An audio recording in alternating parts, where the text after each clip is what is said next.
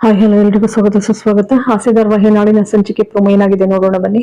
ನಿಮ್ಮೆಲ್ಲರ ಆಶೀರ್ವಾದ ಬಹಳಷ್ಟು ಮುಖ್ಯ. ಪ್ಲೀಸ್ ಸಬ್ಸ್ಕ್ರೈಬ್ ಮಾಡಿ, ಶೇರ್ ಮಾಡಿ, ಒಂದು ಲೈಕ್ ಕೊಡಿ. ರೋಹಿಣಿ ಅಮ್ಮ ಮತ್ತೆ ಅವಳ ಮಗ ಸೂರ್ಯ ಇವನ್ ಜೊತೆ ಬರ್ತಾರೆ. ಬರ್ತಿದಾಗೇನೆ ಶಾಂತಿಗ್ ನೋಡ್ ಶಾಕ್ ಆಗುತ್ತೆ. ಇವ್ರು ಯಾರಿದು ಅಂತ ಹೇಳಿ. ಅಷ್ಟ್ರಲ್ಲಿ ರಂಗನಾಥ್ ಅವ್ರು ಯಾರಪ್ಪ ಇದು, ಏನಾಗ್ಬೇಕಪ್ಪ ಹಾಗಂದಾಗ ಕೃಷ್ ಅಂತ ಹೇಳಪ್ಪ ಅವ್ರ ಅಜ್ಜಿ ಮತ್ತೆ ಈ ಮಗು ಇಬ್ರು ಕೂಡ ಆಸ್ಪತ್ರೆಗೆ ಬಂದಿದ್ರು. ನಾನ್ ಮೀನನ್ ಕರ್ಕೊಂಡು ಹೋಗಿದ್ನಲ್ಲ ಆಸ್ಪತ್ರೆಗೆ, ಅವಾಗ ಪಾಪ ಇವ್ರಿಗೆ ಯಾರು ಇಲ್ಲ, ಆಕ್ಸಿಡೆಂಟ್ ಆಗ್ಬಿಟ್ಟಿದಪ್ಪ, ಅದಕ್ಕೆ ಅಲ್ಲಿ ಟ್ರೀಟ್ಮೆಂಟ್ ಕೊಡ್ಸ್ಕೊಂಡ್ ಮನೆಗ್ ಕರ್ಕೊಂಡ್ ಬಂದೆ ಸುಧಾರ್ಸ್ಕೊಂಡ್ ಹೋಗ್ಲಿ ಅಂತ ಹೇಳಿ. ಏನಾಯ್ತಪ್ಪ ಅಂತದ್ದು, ಪಾಪ ಮಗು ಆಟ ಆಡ್ತಾ ಇತ್ತಂತೆ. ಆಟ ಆಡ್ಬೇಕಾದ್ರೆ ಬಾಲಾಟ ಆಡ್ಬೇಕಾದ್ರೆ ಯಾವ್ದೋ ಒಂದ್ ವೆಹಿಕಲ್ ಬಂದು ಗುದ್ದ್ಬಿಟ್ಟು ಕಣ್ಣಿನ ಮೇಲಕ್ಕೆ ಏಟಾಗಿದೆ, ಒಳಗಡೆಗೆ ಏನ್ ತೊಂದ್ರೆ ಇಲ್ಲ ಅಂತ ಡಾಕ್ಟರ್ ಹೇಳಿದಾರಪ್ಪ. ಸರಿನಪ್ಪ, ಕರ್ಕೊಂಡು ಹೋಗೋಳಕ್ಕೆ ಕರ್ಕೊಂಡು ಹೋಗು.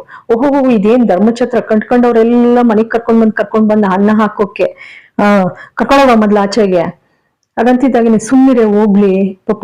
ಒಂದಷ್ಟು ದಿನ ಇನ್ 2 ದಿನ ಇರ್ತಾರಷ್ಟೇ, ಸುಧಾರ್ಸ್ಕೊಂಡು ಹೋಗ್ತಾರೆ, ಸುಮ್ಮಿರು. ಅಷ್ಟ್ರಲ್ಲಿ ರವಿ ಬರ್ತಾನೆ. ಬಿಡಮ್ಮ, ಚಿಕ್ಕ ಮಗು ಅಲ್ವಾ, ಬಿಡಮ್ಮ, 2 ದಿನ ಇದ್ದು ಹೋಗ್ತಾರೆ, ಸುಮ್ಮಿರಮ್ಮ, ಯಾಕಂಗಾಡ್ತಿ. ಅಶ್ವತಿನೂ ಕೂಡ ಬಿಡಿಯತ್ತೆ, ಚಿಕ್ಕ ಮಗು, ಬಿಡಿ, 2 ದಿನ ಇದ್ದು ಹೋಗ್ತಾರೆ. ರೋಹಿಣಿ ಜೊತೆ ಶಾಂತಿ ಇದ್ದವಳು ನೋಡ್ದೇನಮ್ಮ, ಇದೇನ್ ಧರ್ಮಛತ್ರ ಅಂತ ಅನ್ಕೊಂಡಿದ್ರೆ ಹಿಂಗ್ ಮಾತಾಡ್ತಾರೆ ನೋಡು. ಕಂಡ್ಕೊಂಡವ್ರನ್ನೆಲ್ಲ ಅನ್ನ ಹಾಕಕ್ಕೆ ಇಟ್ಕೊಳಕ್ಕೆ ಏನಂತ ಅನ್ಕೊಂಡಿದಾರೆ ನಮ್ಮ ಮನೆ ಅಂದ್ರೆ, ಇದು ನನ್ನ ಮನೆ, ಇದು ಬೇರೆ ಯಾರ್ದು ಅಲ್ಲ. ಈ ಮಗು ಯಾರ್ದು, ಏನು, ಅಪ್ಪ ಅಮ್ಮ ಯಾರೋ, ಎಲ್ಲಿ ಹೋಗಿದಾರೋ, ಏನ್ ಕತೆನೋ. ಅವಳು ನೋಡಿದ್ರೆ ಎಲ್ಲ ಕೆಲಸ ಮುಗಿಸ್ಕೊಂಡು ಹೋಗೋಂಗ್ ಕಾಣ್ತಾಳೆ. ಇಂಥವ್ನೆಲ್ಲ ಮನೆಗ್ ಕರ್ಕೊಂಡ್ ಬಂದು ಕೂಡ ಇಕ್ಕತಾ ಇದಾರೆ. ನೋಡು, ನಿನ್ ಜವಾಬ್ದಾರಿ. 2 ದಿನ ಆಯ್ತಿದ್ದಂಗೆ ಹೊರ ಹಾಕೋದು ನಿನ್ ಜವಾಬ್ದಾರಿ. ಹಾಗಂತಿದಾಗ ಯಾವಾಗ ಅಪ್ಪ ಅಮ್ಮ ಎಲ್ಲಿಯವರು ಏನು ಅಂತ ಅಂದಾಗ ಅವಳಿಗೆ ಸಿಟ್ಟು ಬಂದ್ಬಿಡ್ತತೆ ಅಂತ ಕೂಗ್ಕೊಳ್ತಾರೆ. ಏನಮ್ಮ ಈಗ ಮಾತಾಡ್ತೀಯ ರೋಹಿಣಿ, ಆಗಲ್ಲ ಅತ್ತೆ, ಪಾಪ ಚಿಕ್ಕ ಮಗು ಅಲ್ವಾ, ಅದಕ್ಕೆ ಎಲ್ಲಾದ್ರೂ ಹೋಗ್ಲಿ, ಕೇಳಿಸ್ಕೊಬಿಡ್ತಾರೆ ಅಂತ ಹೇಳಿ ಗಂದೆ ಅತ್ತೆ. ಅಷ್ಟೇ, ಏನ್ ಕೇಳಿಸ್ಕೊಂಡ್ರು ಕೇಳಿಸ್ಕೊತಾರ, ಬಿಡು, ನಮ್ಗೇನಾಗ್ಬೇಕು, ತೊಲಗಿದ್ರು ತೊಲಗ್ಲಿ, ಬಿಡಿಯತ್ತೆ, ಹೋಗ್ಲಿ. ಅಷ್ಟು ರೂಮಿಗೆ ಬರ್ತಾಳೆ. ರೂಮಿಗೆ ಬಂದ್ರೆ ಮೀನಾ ಪಕ್ಕದಲ್ಲಿ ಮಲ್ಕೊಂಡು ಆ ಮಗುನ ತುಡ್ತಾ ಇರ್ತಾಳೆ. ನೋಡು, ನನಗಿರ್ಬೇಕ ಸೌಭಾಗ್ಯ, ನನ್ ಮಗು ಪಕ್ಕ ನಾನ್ ಮಲ್ಕೊಂಡು ಮಲಗಿಸ್ಬೇಕು, ಇವಳು ಮಲಗಿದಾಳೆ ಅಂತ ಸಿಟ್ಟು ಬರ್ತದ ಅವಳಿಗೆ. ಅಷ್ಟರಲ್ಲಿ ಮೀನಾ, ಏನ್ ಬೇಕಿತ್ತು ರೋಹಿಣಿ ಅವ್ರೆ? ಏನಿಲ್ಲ ಬಿಡಿ, ನೋಡೋಣ ಅಂತ ಬಂದೆ ಅಷ್ಟೇ. ಅಷ್ಟರಲ್ಲಿ ಮತ್ತೆ ಮೀನಾ ಒಳಕ್ ಹೋಗ್ಬಿಟ್ಟು ಅನ್ನ ತಗೊಂಡ್ ಬಂದು ತಿನ್ಸಕ್ಕೆ ಅಂತ ಕೂತ್ಕೋತಾಳೆ, ತಿನ್ನಿಸ್ತಾ ಇರ್ತಾಳೆ. ತಿನ್ಸ್ಬೇಕಾದ್ರೆ ಮೀನವ್ರೆ, ಪರವಾಗಿಲ್ಲ ಬಿಡಿ, ನಾನು ತಿನ್ನಿಸ್ತೀನಿ ಅಂತ. ಇಲ್ಲ ಬಿಡಿ, ತಿನ್ನಿಸ್ತೀನಿ, ಹಾಲ್ನಾದ್ರು ತಗೊಳ್ಳಿ ಅಂತ ಹೇಳಿ ಹಾಲ್ ಕೊಡಕ್ ಬರ್ತಾಳೆ. ಹಾಲ್ ಕೊಡಕ್ ಬಂದಾಗ ಯಾರ್ಗೆ, ಈ ಮಗುಗೆ, ಈ ಹುಡುಗನಿಗೆ ಕೊಡೋಣ ಅಂತ ಬಂದೆ ಅಷ್ಟೇ. ಬೇಡ, ನಾನು ಕುಡಿಸ್ತೀನಿ ಬಿಡಿ ಅಂತ ಹೇಳಿ ಮೀನಾ ಅಂತಾಳೆ. ಆಗ್ಲೂ ಕೂಡ ಅವಳು ಹೊಟ್ಟೆ ಹುರ್ಕತಾಳೆ. ಏನ್ ಮಾಡೋದು, ಹೇಗಾದ್ರೂ ಮಾಡಿ ಇವ್ರನ್ನೆಲ್ಲ ಹೊರಗ್ ಕಳ್ಸಿ ನಾನೊಂದ್ ಗಳಿಗೆ ನನ್ ಮಗು ಜೊತೆ ಇರ್ಬೇಕಲ್ಲ ಅಂತ ಹೇಳಿ ಲೆಕ್ಕಾಚಾರ ಆಗ್ತಾ ಇರ್ತಾಳೆ. ಅಷ್ಟ್ರಲ್ಲಿ ಅವಳಿಗೆ ಹಿಂದಿಂದ ಕನ್ಸು ಬಹಳ ಭಯಾನಕವಾಗಿ ಕನ್ಸ್ ಕಂಡಿರ್ತಾಳೆ, ಬೆಚ್ಚ ಬಿದ್ದಿರ್ತಾಳೆ.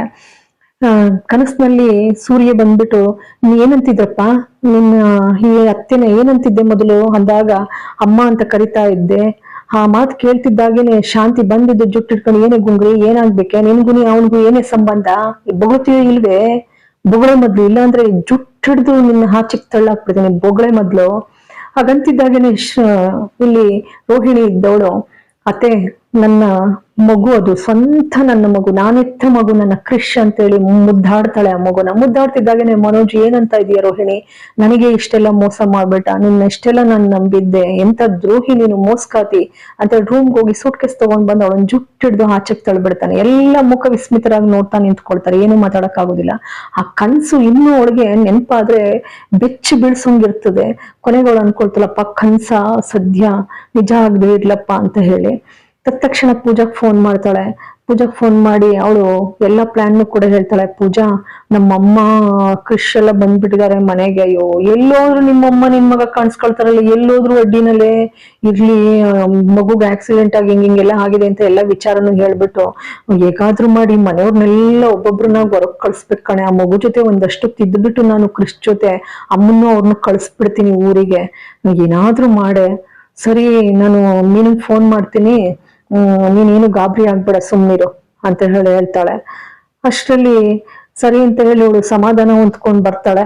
ಈ ಒಂದು ಸಂಚಿಕೆಯ ಭಾಗ ಮುಕ್ತಾಯವಾಗ್ತದೆ. ನಿಮ್ಮೆಲ್ಲರ ಆಶೀರ್ವಾದ ಬಹಳಷ್ಟು ಮುಖ್ಯ. ಪ್ಲೀಸ್ ಸಬ್ಸ್ಕ್ರೈಬ್ ಮಾಡಿ, ಶೇರ್ ಮಾಡಿ, ಒಂದು ಲೈಕ್ ಕೊಡಿ. ಮತ್ತೊಮ್ಮೆ ಮುಗ್ದ ಎಲ್ಲರಿಗೂ ಕೂಡ ಅನಂತ ಧನ್ಯವಾದ.